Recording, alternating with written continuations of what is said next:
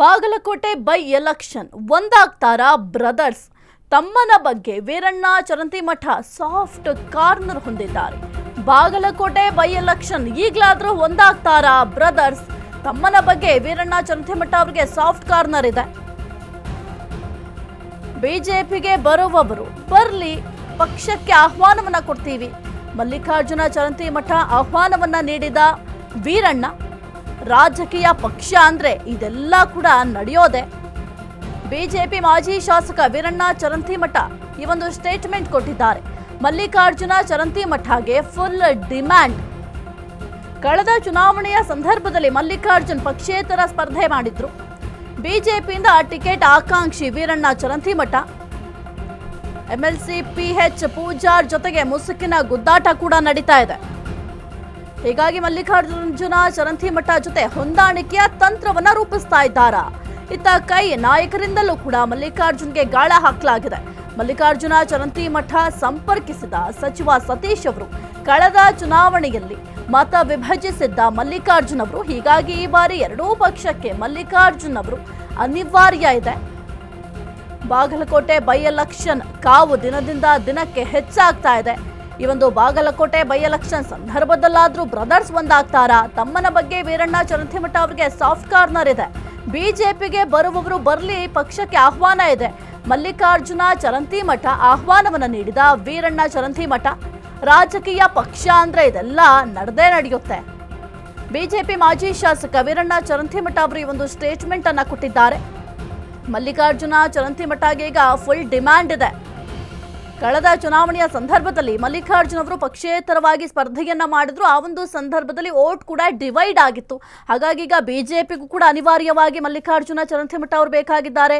ಜೊತೆಗೆ ಕಾಂಗ್ರೆಸ್ನವರಿಗೂ ಕೂಡ ಬಹಳ ಅನಿವಾರ್ಯ ಇದೆ. ಆದರೆ ಯಾವ ಪಕ್ಷಕ್ಕೆ ಹೋಗ್ತಾರೆ ಅಥವಾ ಮತ್ತೆ ಏನಾದರೂ ಪಕ್ಷೇತರವಾಗಿ ಒಂದು ಬೈ ಎಲೆಕ್ಷನ್ ಅನ್ನ ಫೇಸ್ ಮಾಡ್ತಾರಾ ಮಲ್ಲಿಕಾರ್ಜುನ ಚರಂತಿಮಠ ಅನ್ನೋದು ಕೂಡ ಬಹಳ ಮುಖ್ಯ ಆಗುತ್ತೆ. ಒಟ್ನಲ್ಲಿ ಈಗ ವೀರಣ್ಣ ಚರಂತಿಮಠ ಅವರಿಗೆ ಸ್ವಲ್ಪ ಸಾಫ್ಟ್ ಕಾರ್ನರ್ ಇದೆ. ಯಾಕೆಂತಂದ್ರೆ ತಮ್ಮನೇ ತಮ್ಮ ಪಕ್ಷಕ್ಕೆ ಬಂದ್ರೆ, ಒಂದು ವೇಳೆ ತಮ್ಮನೇ ಗೆದ್ರು ಗೆಲ್ಲಿ ಪರವಾಗಿಲ್ಲ, ಆದ್ರೆ ಪೂಜಾರ್ ಅವರು ಕೂಡ ಬಹಳ ಒಂದು ಮುಸುಕಿನ ಗುದ್ದಾಟವನ್ನ ಮಾಡ್ತಾ ಇದ್ದಾರೆ. ಯಾಕೆಂತಂದ್ರೆ ಇನ್ನು ಈ ಒಂದು ಬಾಗಲಕೋಟೆ ಬೈ ಎಲೆಕ್ಷನ್ ಅಲ್ಲಿ ಯಾವ ರೀತಿ ಆಗಿದೆ ಅಂತಂದ್ರೆ ಬಿಜೆಪಿ ಅವರಿಗೆ ಬಹುದೊಡ್ಡ ತಲೆನೋವು ಏನಂತ ಅಂದ್ರೆ, ಒಂದ್ ಕಡೆ ವೀರಣ್ಣ ಚರಂತಿಮಠ ಅವರು ನನಗೆ ಟಿಕೆಟ್ ಬೇಕು ಅಂತ ಪಟ್ಟು ಹಿಡ್ಕೊಂಡು ಕೂತಿದ್ದಾರೆ. ಮತ್ತೊಂದ್ ಕಡೆ ಪೂಜಾರ್ ಅವರು ಅಷ್ಟೇ, ನನಗೆ ಟಿಕೆಟ್ ಕೊಡಿ, ಇಲ್ಲವಾದಲ್ಲಿ ನನ್ನ ಬೆಂಬಲಿಗರಿಗೆ ನೀವು ಟಿಕೆಟ್ ಅನ್ನ ಕೊಡಿ ಅಂತ ಒಂದು ಕಡೆ ಪಟ್ಟು ಹಿಡ್ಕೊಂಡು ಕೂತಿದ್ದಾರೆ. ಇವರಿಬ್ಬರ ಮನವೊಲಿಕೆ ಮಾಡೋದೇ ಈಗ ಬಹುದೊಡ್ಡ ಸವಾಲಾಗಿದೆ. ಇನ್ನು ಬಾಗಲಕೋಟೆ ಕ್ಷೇತ್ರಕ್ಕೆ ವಿಜಯೇಂದ್ರ ಅವರು ಕೂಡ ಹೋಗಿದ್ರು. ಜೊತೆಗೆ ಇವರಿಬ್ಬರ ಮನವೊಲಿಕೆ ಮಾಡ್ಲಿಕ್ಕೂ ಕೂಡ ಸಾಕಷ್ಟು ಕಸರತ್ತನ್ನ ಮಾಡಿದ್ರು. ಅದು ಯಾವುದು ಕೂಡ ಈಗ ಸಕ್ಸಸ್ ಆದಂತೆ ಕಾಣ್ತಾ ಇಲ್ಲ. ಕುರಿತು ಹೆಚ್ಚಿನ ಮಾಹಿತಿ ನೀಡ್ತಾರೆ ನಮ್ಮ ಪ್ರತಿನಿಧಿ ಆನಂದ್. ಸದ್ಯಕ್ಕೆ ಒಂದು ಬಾಗಲಕೋಟೆ ಬೈ ಎಲೆಕ್ಷನ್ ಈಗ ಬಿಜೆಪಿ ಪಕ್ಷಕ್ಕೆ ಒಂದು ದೊಡ್ಡ ಕಗ್ಗಂಟಾಗಿ ಪರಿಣಮಿಸಿದೆ. ಈಗ ಮಲ್ಲಿಕಾರ್ಜುನ ಚರಂತಿಮಠ ಅವರು ಯಾವ ಪಕ್ಷಕ್ಕೆ ಬೇಕಾದ್ರೂ ಹೋಗ್ಬೋದು, ಆದ್ರೆ ಅವ್ರಿಗೆ ಆಪ್ಷನ್ ಇದೆ. ಒಂದು ವೇಳೆ ಬಿಜೆಪಿಗೆ ಬಂದ್ರೆ ಯಾವ ರೀತಿ ಪ್ಲಸ್ ಆಗುತ್ತೆ, ಒಂದು ವೇಳೆ ಕಾಂಗ್ರೆಸ್ಗೆ ಹೋದ್ರೆ ಏನೆಲ್ಲ ಪ್ಲಸ್ ಆಗ್ಬೋದು? ಸಾಹಿತ್ಯ ಏನಂದ್ರೆ, ಈಗಾಗಲೇ ಬಾಗಲಕೋಟೆ ಉಪಚುನಾವಣೆ ಕಾವು ದಿನದಿಂದ ದಿನಕ್ಕೆ ಒಂದು ತೀವ್ರ ಸ್ವರೂಪ ಪಡೆಯುತ್ತಿದೆ ಅಂತ ಹೇಳ್ಬೋದು. ಈಗಾಗಲೇ ಬಿಜೆಪಿ ಪಕ್ಷದಲ್ಲಿ ಒಂದು ಸಾಕಷ್ಟು ಗೊಂದಲಮಯ ಉಂಟಾಗಿತ್ತು. ಅದನ್ನು ಶಮನಗೊಳಿಸುವ ನಿಟ್ಟಿನಲ್ಲಿ ರಾಜ್ಯ ಮಟ್ಟದ ಮುಖಂಡರು ಸಹ ಪ್ರಯತ್ನ ಮಾಡಿದ್ರು, ಇನ್ನೂ ಯಶಸ್ವಿಯಾಗಿಲ್ಲ. ಈ ಹಿನ್ನೆಲೆ ಈಗ ಏನು ಅವರ ಮಲ್ಲಿಕಾರ್ಜುನ ಚರಂತಿಮಠ ಇದ್ದಾರೆ, ಅವರು ಕಾಂಗ್ರೆಸ್ ನಲ್ಲಿ ಇದ್ರು ಸಹ ಈಗ ಬಿಜೆಪಿ ಕಡೆ ಹೆಚ್ಚು ಒಲವು ತೋರಿಸ್ತಾ ಇದ್ದಾರೆ. ಬಿಜೆಪಿ ಕಡೆ ಒಲವು ತೋರಿಸಿದ್ರು ಸಹ ಎರಡು ಪಕ್ಷದ ಮುಖಂಡ ಅವರನ್ನು ಕಾಂಟ್ಯಾಕ್ಟ್ ಮಾಡಿದ್ದಾರೆ. ಏನು ಈಗ ಕಾಂಗ್ರೆಸ್ ಪಕ್ಷದ ಸಚಿವರಾಗಿರುವಂತಹ ಸತೀಶ್ ಜಾರಕಿಹೊಳಿ ಸಹ ಅವ್ರು ಕಾಂಟ್ಯಾಕ್ಟ್ ಮಾಡಿದ್ದಾರೆ. ಕಾಂಟ್ಯಾಕ್ಟ್ ಮಾಡಿ ನಮ್ಮ ಪರವಾಗಿರಿ ಅಂತ ಹೇಳಿದ್ದಾರೆ. ಯಾಕಂದ್ರೆ ಈ ಉಪಚುನಾವಣೆ ಸಂಬಂಧಪಟ್ಟಂತೆ ಕಾಂಗ್ರೆಸ್ ಪಕ್ಷದ ಎಲ್ಲ ಹೆಗಲ್ ಮೇಲೆ ಜಾರಕಿಹೊಳಿ ಅವರ ಮೇಲೆ ಹೆಗಲ್ ಮೇಲೆ ಹೊರಿಸಿದ್ದಾರೆ. ಹೀಗಾಗಿ ಅವರು ಗೆಲುವ ತಂತ್ರ ಮಾಡ್ತಾ ಇದ್ದಾರೆ. ಈ ಹಿನ್ನೆಲೆಯಲ್ಲಿ ಈಗ ಮಲ್ಲಿಕಾರ್ಜುನ ಚರಂತಿಮಠ ಅವ್ರಿಗೆ ಹೆಚ್ಚು ಡಿಮಾಂಡ್ ಆಗಿದೆ. ಯಾಕಂದ್ರೆ ಈ ಕಡೆ ಕಾಂಗ್ರೆಸ್ ಕಡೆನೂ ಹೆಚ್ಚು ಸಂಪರ್ಕ ಮಾಡ್ತಿದ್ದಾರೆ ಮತ್ತು ಬಿಜೆಪಿ ಕಡೆನೂ ಹೆಚ್ಚು ಸಂಪರ್ಕ ಮಾಡಿದ್ದಾರೆ. ಮತ್ತೆ ಈ ಮಧ್ಯೆ ಈ ಹಿಂದೆ ಸಹೋದರ ಮಧ್ಯೆ ಒಂದು ಸವಾಲಾಗಿ ಪರಿಣಮಿಸಿತು.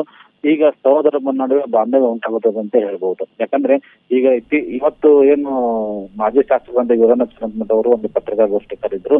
ಆ ಪತ್ರಿಕಾಗೋಷ್ಠಿಯಲ್ಲಿ ಪಕ್ಷಕ್ಕೆ ಬೇರೆ ಬೇರೆ ಬರ್ಬೋದು ಎಂಬ ಪ್ರಶ್ನೆ ಕೇಳಿದಾಗ ಯಾರು ಬೇಕಾದ್ರೂ ಬರ್ಬೋದು, ಈಗ ನಮ್ಮ ಪಕ್ಷಕ್ಕೆ ಆಹ್ವಾನ ಇದೆ, ಇದು ರಾಜಕೀಯ ಪಕ್ಷ, ಇಲ್ಲಿ ಏನು ಮಾಡಕ್ಕೆ ಬರಲ್ಲ, ಯಾರು ಬಂದ್ರು ನಾವು ಸ್ವಾಗತ ಮಾಡ್ತೀವಿ ಅಂತ ಹೇಳೋ ಮೂಲಕ ನಮ್ಮ ಸಹೋದರಿಗೆ ಸಹ ಆಹ್ವಾನ ಕೊಟ್ಟಂಗೆ ಆಗಿದೆ. ಈಗ ಈ ಹಿನ್ನೆಲೆಯಲ್ಲಿ ಸಹೋದರು ಸಹ ಈಗ ಏನು ಬಿಜೆಪಿ ಪರವಾಗಿ ಹೆಚ್ಚು ವಾಲುವಂತ ನಿಷ್ಠೆಯಲ್ಲಿ ಕಂಡು ಬರ್ತಾ ಇದೆ.